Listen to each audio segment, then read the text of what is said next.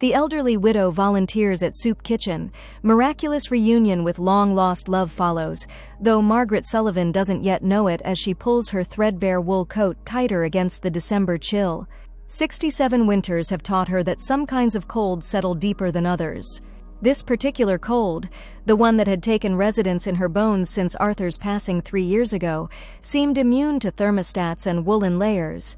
"Just one foot in front of the other," she whispers, her breath clouding before her as she approaches St. Mary's Community Center. The volunteer coordinator had sounded desperately understaffed when Margaret called yesterday. A flu outbreak, she'd explained, had decimated their regular Tuesday crew. Margaret had surprised herself by offering to help, the words tumbling out before she could reconsider. Now, standing before the weathered brick building with its foggy windows glowing amber against the gathering dusk, she almost turns back. What did she know about soup kitchens? About serving strangers? Arthur had been the social one. She had been content in his gregarious shadow for 42 years of marriage. But the cold at her back seems to push her forward, toward the promise of warmth and purpose, however temporary. Inside, the community center buzzes with controlled chaos. The dining area, little more than a collection of mismatched tables and folding chairs, already holds a dozen or so people, some chatting quietly, others sitting alone, hands wrapped around steaming styrofoam cups. The scent of vegetable soup and fresh bread wraps around Margaret like an embrace. "You must be Margaret." A plump woman with salt and pepper hair cut in a practical bob approaches, wiping her hands on an apron that declares, "Serve with love" in faded lettering. "I'm Dottie. Thank the Lord you're here. We're short 3 volunteers tonight." Margaret allows herself to be shepherded toward the kitchen, her coat taken and replaced with an apron twin to Dottie's. The kitchen is cramped but clean, with industrial-sized pots simmering on ancient stoves and trays of bread cooling on every available surface. "Ever worked a serving line before?" Dottie asks, already guiding Margaret toward a station behind a stainless steel counter. "No, I'm afraid not," Margaret admits, feeling suddenly inadequate. "Easy as pie," Dottie assures her with a wink. "You're on bread and butter. Everyone gets 2 slices. Some folks will want more. Use your judgment, but remember we need to stretch supplies." Within minutes, Margaret finds herself stationed at the end of the serving line. Her hands that had spent decades typing insurance documents, tending roses, and smoothing Arthur's collar, now offer bread to strangers whose eyes rarely meet hers. 2 slices, she murmurs to a young mother with a toddler balanced on her hip. "Would your little one like half a slice buttered?" The woman's tight expression softens momentarily. "Thank you. He would..." Margaret carefully butters a half slice, cutting away the crust before placing it on the child's tray. The boy rewards her with a shy smile that illuminates something long dormant within her. By the time the first rush slows, Margaret realizes she hasn't thought of her empty house or her arthritis in over an hour. There's something meditative about the simple act of serving, of being needed, if only for butter distribution strategy. "You're a natural," Dottie comments, refilling the bread basket. "We serve until 8, then clean up. Think you can stay the duration?" Margaret nods, surprised by her own eagerness. "I can stay. The flow of guests ebbs and wanes over the next hour." Margaret learns that some are homeless, others simply struggling to stretch budgets at month's end. Some are chatty, offering blessings or stories. Others accept the bread with downcast eyes and murmured thanks. It's during a lull that Margaret notices him. He sits alone at the corner table, partially obscured by a support column. Something about the set of his shoulders, slightly stooped yet dignified, catches her attention. His hair is silver white, his face weathered but clean-shaven. He eats methodically, with the careful precision of someone who knows hunger intimately. "Who is that gentleman?" Margaret asks Dottie, trying to sound casual. Dottie glances over. "Oh, that's Edward. Started coming about 2 months ago. Keeps to himself mostly. Polite, always helps stack chairs without being asked." She lowers her voice. "I think he might be living in his car, but he's never said as much." Edward. The name ripples through Margaret like a stone dropped in still water. Surely not. Edward was a common name. And yet, does he have a last name? Margaret's voice sounds strange to her own ears. "Callahan, I think." "Why? Do you know him?" The serving spoon slips from Margaret's suddenly nerveless fingers, clattering against the metal counter. Edward Callahan. It couldn't be. Edward Callahan had shipped out to Vietnam 50 years ago. Edward Callahan had written faithfully for 7 months and 3 days before the letters stopped. Edward Callahan had been reported MIA, then eventually presumed dead when no trace of him could be found. Edward Callahan had been her first love, before Arthur, before the life she built in the absence of closure. "Margaret? Are you all right? You've gone white as these napkins." Dottie's concerned face swims into focus. "I just need a moment," Margaret manages, stepping back from the serving line. Could I sit down briefly?" "Of course, honey. Take all the time you need." Margaret finds her way to a folding chair in the kitchen's corner, her legs unsteady beneath her. Through the serving window, she can still see him, the man who might be Edward, methodically breaking his bread into his soup. It had been 50 years, half a century since she'd stood on her parents' porch, watching Edward walk away in his crisp uniform. They'd been so young, just 20 and 22. They'd had plans: marriage after his tour, a small house, children with his cleft chin and her auburn hair. Then the letters stopped coming, and eventually she had built another life with Arthur Sullivan, a good man, a kind husband, father to their son Michael, who now lived in Seattle with his own family. She had loved Arthur deeply and mourned him sincerely. But Edward had been her first heartbreak, her first lesson in how thoroughly life could shatter expectations. And now, possibly, he sat 30 feet away, eating soup at a charity kitchen. "I think I need to leave," Margaret whispers when Dottie checks on her. "I'm not feeling well." "Of course, dear. Let me get your coat." But as Dottie turns away, Margaret's eyes are drawn once more to the dining area. Edward, if it is Edward, is standing now, carrying his tray to the busing station. In profile, the resemblance is undeniable. The slight hook of the nose, the determined set of the jaw. Before she can reconsider, Margaret is moving toward him, drawn by forces stronger than logic or propriety.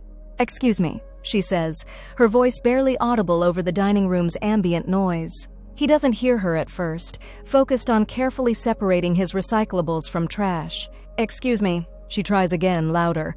Are you Edward Callahan?" He turns, and Margaret's world tilts on its axis. The eyes, deep set, the color of faded denim, are unmistakable, though now webbed with wrinkles and shadowed with experiences she can only imagine.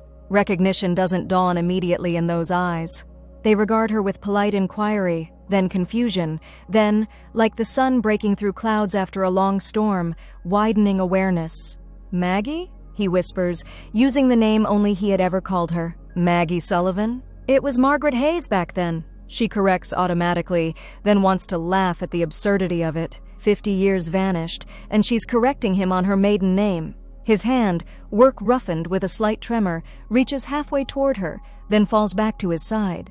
"My God, is it really you?" Around them, the soup kitchen continues its choreographed routine. Volunteers clear tables, guests finish meals, chairs scrape against linoleum. But for Margaret, the world has narrowed to this man and the impossible fact of his existence. "They told me you were dead," she says simply. Something flickers across his face. Pain, regret, something deeper she cannot name. "It's a very long story." "I have time," Margaret replies, and realizes with startling clarity that it's true. For the first time in 3 years, time stretches before her as something other than an empty road to be endured. Dottie appears at Margaret's elbow, coat in hand, concern etched on her kind face. "Everything all right here?" Margaret doesn't take her eyes from Edward's face. "Everything's fine, Dottie. I think I'll stay a bit longer if that's all right." "The kitchen closes in 20 minutes, Dottie reminds her. "There's a diner 2 blocks over," Edward says, his voice rough with emotion. "They serve decent coffee." Margaret nods, feeling simultaneously ancient and achingly young. "I'd like that." At Pete's all-night diner, with its cracked vinyl booths and flickering fluorescent lights, Margaret sits across from a ghost made flesh, watching as he stirs 3 sugars into coffee that will likely keep them both awake until dawn. "You look well, Maggie," Edward says finally, his eyes taking in her silver-streaked auburn hair, the sensible cardigan, the wedding ring she still wears out of habit. "Life's been good to you?" "Life's been life," she answers carefully. "I'm married. Arthur Sullivan. He was a good man. An accountant. We had a son, Michael. He's in Seattle now with 2 children of his own."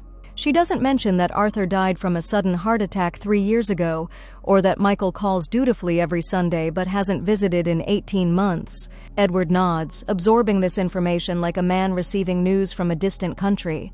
"I'm glad. You deserved happiness. And you? The question contains multitudes. Where were you? Why didn't you come back? How are you sitting here now, alive when I mourned you 50 years ago? Edward's hands curl around his coffee mug as if drawing warmth, though the diner is overheated. After I was captured, I spent 3 years in a prison camp. When I got out, I wasn't... Right. Couldn't face coming home facing you like that. Like what? Margaret presses gently. His smile is tight, humorless, broken. Angry. I wasn't the boy who left you anymore, Maggie. That boy died over there. You could have written, called, something. I did. Right, I mean. His eyes meet hers, then slide away. 12 letters. Never sent them. By the time I was functional again, years had passed. I figured you'd moved on. Should have moved on. I had a right to know you were alive, Margaret says, surprised by the surge of anger coloring her words. You did, he acknowledges without defense. I was a coward. The simple admission deflates her anger, leaving only a complicated sorrow. What did you do? After? Drifted. Worked construction, long-haul trucking. Never stayed anywhere long. Never married. He shrugs. Had a decent stretch in Colorado for about 15 years. Foreman on building projects. Then the economy tanked, and I was too old to climb scaffolding anyway. And now? His smile turns self-deprecating. Now I'm a 72-year-old man living in his Buick Century, collecting Social Security that doesn't cover rent in this town, and eating at soup kitchens. He says it matter-of-factly, without self-pity. Never was much good at planning for the future.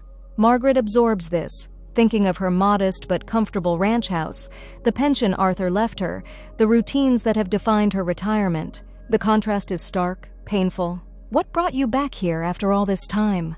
She asks. He looks down at his coffee. Wanted to see it once more, I guess. The old neighborhood, the places we used to go. Looking for ghosts? Something like that. He meets her eyes then. Never expected to find you. Figured you'd moved away long ago. This town has a way of holding on to people, Margaret observes. Or maybe some of us lack imagination. A ghost of his old smile flickers across his face, the smile that once made her 18-year-old heart stutter. You never lacked imagination, Maggie. You were going to write poetry, change the world. The reminder of her youthful ambitions stings slightly. Life had intervened. Marriage, motherhood, a part-time job that became a career in insurance processing. The poems had dwindled, then stopped altogether. Life takes unexpected turns, she says softly. Doesn't it just... The waitress refills their cups without asking, eyeing them with the jaded curiosity of someone who has witnessed countless late-night confidences in this vinyl booth. Where are you parked? Margaret asks suddenly. Edward blinks at the change of subject. Behind the library. They don't mind overnight parkers, and there's a public restroom that opens early. Margaret nods, making a decision that feels simultaneously reckless and inevitable. I have a spare bedroom. It's small, used to be Michael's, then became Arthur's home office. But it has a proper bed and its own half-bath. Edward's expression cycles through surprise, wariness, and something like hope before settling into careful neutrality. I couldn't impose. It's not an imposition. It's December in Michigan. No one should sleep in their car. Maggie, you don't have to decide tonight, she interrupts. But the offer stands. Later, after they've exchanged phone numbers, Edward has a basic flip phone, just for emergencies, he explains. Margaret drives home through streets dusted with the first light snow of winter. Her house, when she pulls into the driveway, looks different somehow. The dark windows, the empty carport, these haven't changed. But knowing Edward exists in the world again has shifted something fundamental in her perception. Inside, she moves through her nightly routine by muscle memory, checking locks, turning down the thermostat, washing her face. But when she pauses before the bedroom mirror to apply her nightly moisturizer, she really sees herself for the first time in months. The woman who stares back has silver-threaded auburn hair cut in a practical bob, fine lines mapping a life of expressions around her eyes and mouth, a softness to her jaw that came with age. But her eyes, Arthur always said they were her best feature, hold something tonight that has been absent for too long. A spark, an awakening. Well, she tells her reflection, that was certainly not how I expected today to go. Her reflection offers no response, but as Margaret turns out the light, she imagines it might be smiling, just a little. Over the next 3 weeks, a careful dance unfolds. Margaret continues volunteering at the soup kitchen, no longer just on emergency-staffed Tuesdays, but Monday and Thursday evenings as well. Edward appears each night she works, timing his arrival for the end of her shift, quietly helping with cleanup before walking her to her car. They establish a ritual of sorts. Coffee at Pete's, conversations that start cautiously but gradually excavate the decades between them. Edward reveals his story in fragments: the capture during a routine patrol, 3 years in a prison camp where deprivation and sporadic brutality were facts of existence, the difficult repatriation after the war's end. The VA hospitals then weren't what they are now, he explains one night, pushing pie crust around his plate. What they call PTSD today, they barely recognized then. They patched up my body and sent me on my way. And after? Margaret prompts gently. Edward shrugs. Drifted west. Took jobs that didn't require much talking to people. Drank too much for a while. Stopped eventually. Saw too many guys go down that road and never come back. He never directly explains why he didn't contact her, but Margaret begins to understand nonetheless. The Edward who returned was a shattered version of the boy who left. Haunted, uncertain, convinced of his own unworthiness. By the time he reassembled himself into some new configuration of wholeness, years had passed, and the chasm seemed uncrossable. Margaret shares too, her long, steady marriage to Arthur, a good man though not a passionate one.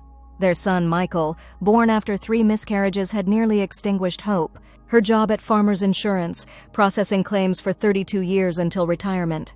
The quiet contentment that defined most of her life, punctuated by ordinary griefs and joys. Arthur knew about you, she admits one evening.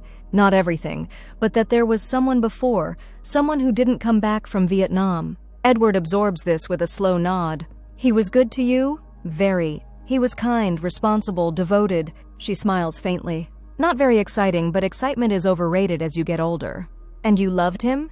The question hangs between them, weighted with half a century of might-have-beens. I did, Margaret answers honestly. Not the same way I loved you at 20, that consuming, desperate kind of love, but deeply, steadily. He was my partner, my friend. Edward nods, something like relief crossing his features. I'm glad. The thought of you alone all these years. He breaks off. I wasn't alone, Margaret says softly. That's the point. December deepens toward Christmas.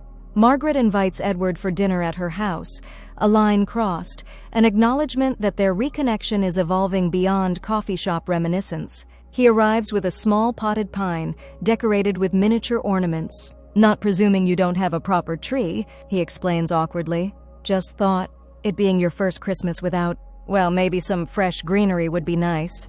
The thoughtfulness of it, this man who has so little bringing her a living gift, makes Margaret's throat tighten unexpectedly. It's perfect, she manages. I haven't put up decorations since Arthur passed. Edward places the little tree on her hall table, and suddenly the house feels different, warmer, more alive.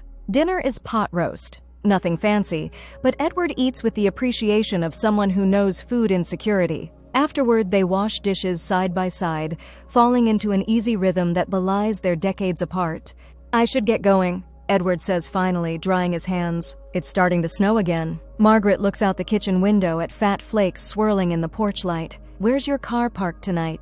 He names a church parking lot across town, one of his rotation of safe overnight spots. The offer still stands, you know, Margaret says, surprising herself with her own boldness. The spare room. Edward's hesitation is visible. People would talk. A laugh bubbles up unexpectedly. Edward, we're in our 70s. Let them talk. It's not that simple, Maggie. No, she agrees, sobering. But it's December in Michigan. The roads are getting worse, and I have a perfectly good spare bedroom that's sitting empty. His resolve visibly wavers. Just until I find something more permanent, he says finally. Of course. That night, knowing Edward is sleeping down the hall, in Michael's old room, where the ceiling still bears glow-in-the-dark stars from her son's space phase, Margaret lies awake, listening to the house's familiar creaks with new awareness. For 3 years, she has lived alone, her routines calcified around solitude. Now a presence breathes new rhythms into her home. The bathroom faucet runs briefly around midnight. Floorboards creak at 2 a.m. Insomnia, she guesses, something they now share. The situation would scandalize her bridge club if they knew. A man sleeping in her house, a technical stranger despite their shared history. But for the first time since Arthur's funeral, Margaret feels fully present in her own life, awakened from a grief-induced hibernation she hadn't recognized until now. The next morning brings awkwardness. Edward is dressed and preparing to leave when Margaret emerges in her robe and slippers. "You don't have to go," she says, watching him gather his few belongings. "I should. Things to take care of." His vagueness speaks volumes about the reality of his situation. "Will you come back? For dinner?" His smile, tentative but genuine, warms her more than the coffee she's brewing. "I'd like that." A pattern establishes itself. Edward spends days managing his precarious existence, visits to the VA for his prescription refills, laundromat runs, job inquiries that rarely pan out due to his age and spotty employment history. Evenings he returns to Margaret's, where they share simple meals and continue their careful excavation of 5 decades apart. Nights he sleeps in the spare room, though Margaret sometimes hears him pacing in the pre-dawn hours, battling demons she can only imagine. 4 days before Christmas, Margaret raises the subject that's been weighing on her mind. "I spoke with Michael yesterday." She begins as they wash dinner dishes. "He and the family are staying in Seattle this year. Lily has a dance recital and the airfares are outrageous." Edward nods, understanding her disappointment without her having to articulate it. "Hard being far from family during the holidays." "Yes, well." Margaret hands him a plate to dry. "The thing is, I told him about you." Edward's hands still on the dish towel. "What exactly did you tell him?" "That an old friend had come back into my life. That you were staying in the spare room temporarily." She meets his eyes steadily. "That you were important to me once and are becoming important again." How did he take it? He was surprised, concerned initially. She smiles faintly. "He asked if I was having a delayed grief reaction." "A reasonable question," Edward observes, resuming his drying. "Perhaps, but once I explained more of our history, he seemed to understand. He wants to FaceTime on Christmas Day. To meet you, virtually at least." Edward sets the dried plate down carefully. "Maggie, by Christmas I should really have found my own place. I've been imposing long enough." "Is that what you want?" she asks directly. "To leave?" The question hangs between them, laden with meanings beyond the immediate. "What I want," Edward says slowly, "and what's best aren't always the same thing. Why don't you let me decide what's best for me?" There's an edge to Margaret's voice now, the same steely tone she used when Michael tried to convince her to sell her house after Arthur died. "Because I have nothing to offer you," Edward replies, the words bursting out with unexpected force. "Look at me, Maggie. I'm 72 years old with bad knees, nightmares that still wake me screaming some nights, and every worldly possession I own fits in that duffel bag by the door. What could I possibly bring to your life except complications?" Margaret sets down the dish she's washing, turning to face him fully. "Company," she says simply. "Conversation? A reason to cook for 2 again. Someone who knew me when I was young and foolish and full of dreams." Her voice softens. "Someone who still calls me Maggie." Edward's expression crumples slightly. "You deserve better." "Better than what? Than being alone? Than spending Christmas by myself? Looking at old photo albums?" She shakes her head. "I had better, Edward. I had a good husband, a good life. Now I'm 70 years old, and I've discovered that someone I once loved very much isn't dead after all. Forgive me if I'm not eager to let that miracle slip away because of some misplaced nobility on your part." The word loved hangs between them, a bridge neither has been quite ready to cross. "I've changed," Edward warns. "I'm not the boy you remember." "Of course you have. We both have." Margaret gestures to herself, the silver-streaked hair, the body softened by age and gravity. "I'm not asking for some grand romance, Edward. I'm just asking you not to disappear from my life again." Something shifts in Edward's expression, a lowering of defenses, a cautious acceptance. "All right," he says finally. "I'll stay through Christmas at least, and I'll talk to your son." Christmas Eve arrives with a fresh blanket of snow and a transformed atmosphere in Margaret's house. Together, they've brought up decorations from the basement, not just Arthur's precisely organized bins of ornaments, but older boxes containing handmade decorations from Margaret's childhood home.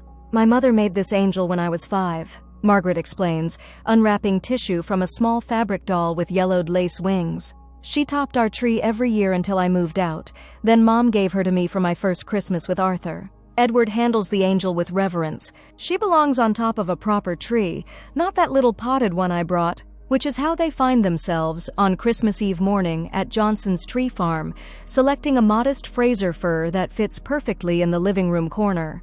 The house fills with the scent of pine, of cinnamon from the cookies Margaret bakes, of the beef stew simmering for their evening meal. It feels, Margaret realizes with a start, like a home again, not just a house where she resides. That evening, after dinner, they sit in the living room with only the tree lights illuminating the space. Christmas music plays softly from Margaret's old stereo system. Outside, snow falls steadily, muffling the world. "I never thought I'd have this again," Edward says quietly, his gaze fixed on the twinkling lights.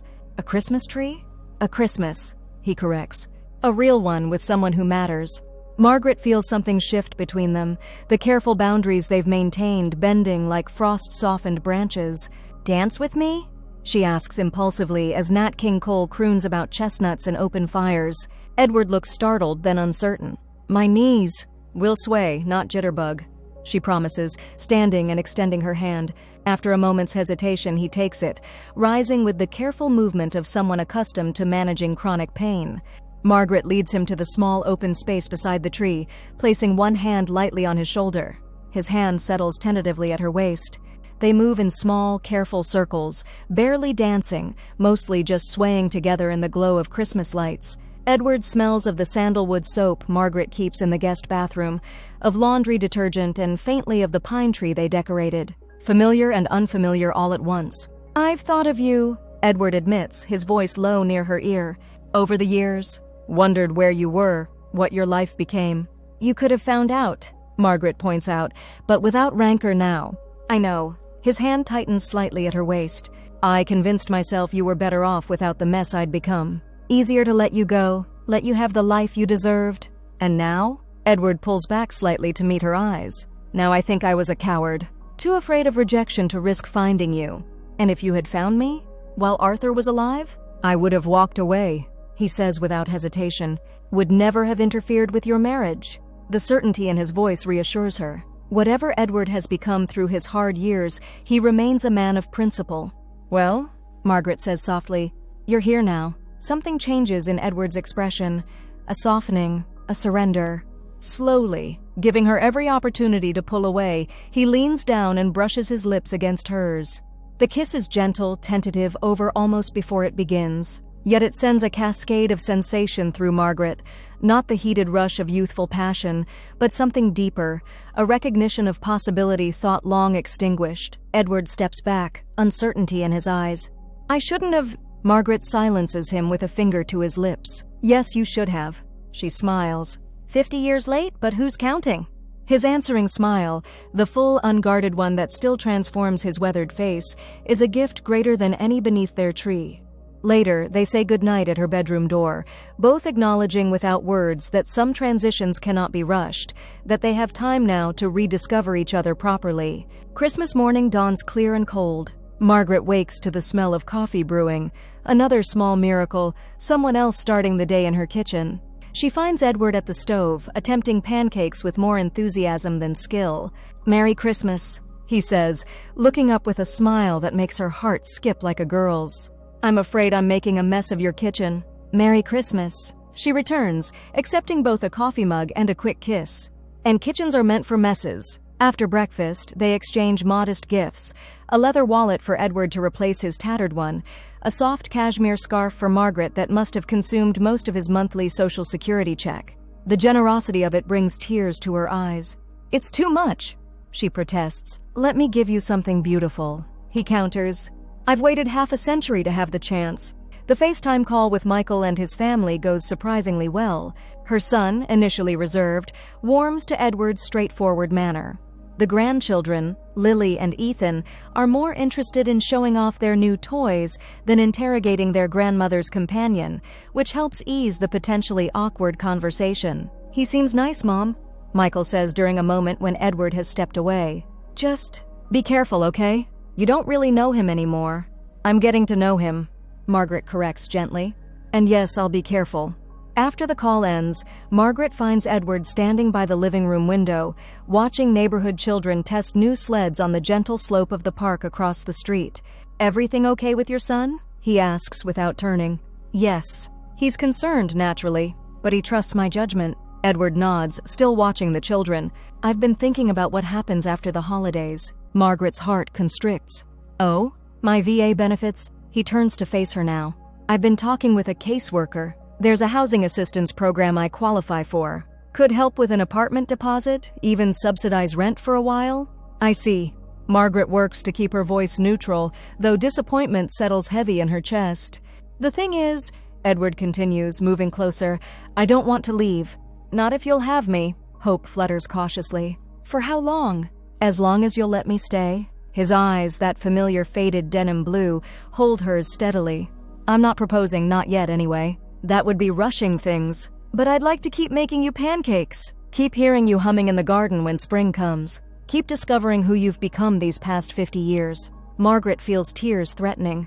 You might get tired of me. I can be set in my ways. And I snore and have nightmares and my knees creak when it rains, he counters with a slight smile.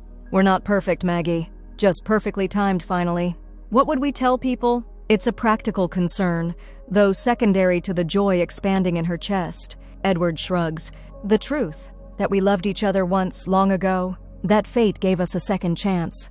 And you won't disappear again? The question contains all her vulnerability, the fear born 50 years ago when his letters stopped coming. Never again, Edward promises, taking her hands in his. I wasted half a century being afraid. I'm done with fear. By spring, Edward's few possessions have found permanent homes in Margaret's house. His clothes hang beside hers in the closet. His medications share the bathroom cabinet. His reading chair sits angled toward hers in the living room, close enough for hand-holding during evening news broadcasts. They haven't married. No rush, Edward says when the subject arises. Let's just enjoy this miracle as it is for now. But they wear matching simple silver bands, Edwards purchased with his first disability back payment, a symbol of commitment that requires no legal documentation. The soup kitchen remains part of their routine, both volunteering now, Margaret still at the bread station, Edward handling dishwashing with his strong hands. Dottie winks at them when they arrive together, delighted by her role in their reunion. God works in mysterious ways, she often says, to which Edward always replies, that he does, ma'am. That he does. In April, Margaret plants a rose garden in Edward's honor, all varieties that bloom in shades of blue, a challenge she relishes. He builds the trellises with careful precision, despite knees that protest such labor. For you, he says simply when she admires his handiwork. Everything I build now is for you. On warm evenings, they sit on the porch swing, listening to birdsong transition to cricket chorus as twilight deepens. Sometimes they talk of the past, filling gaps in their knowledge of each other's lives, sharing stories of triumphs and tragedies weathered separately. Other times they sit in comfortable silence, fingers interlaced, simply present in the miracle of their reconnection. I used to wonder, Margaret confesses one such evening, what my life would have been if you'd come home from Vietnam. If we'd married as planned? Edward's thumb traces gentle circles on her palm. And now? Now I think life unfolds exactly as it should, even when it breaks our hearts along the way. She leans against his shoulder. I had to be the woman who loved and lost Arthur to become the woman who could find you again. And I had to walk through fire to become a man worthy of finding you, Edward adds softly. Above them, stars emerge in the deepening blue of evening. Margaret feels Edward's steady heartbeat against her shoulder and knows with absolute certainty that some miracles arrive precisely when they're meant to, not a moment before, not a second too late. In the heart of a Michigan winter, an elderly widow volunteered at a soup kitchen and found not just purpose, but a miracle. The man she had mourned for 50 years returned to her when they both most needed healing.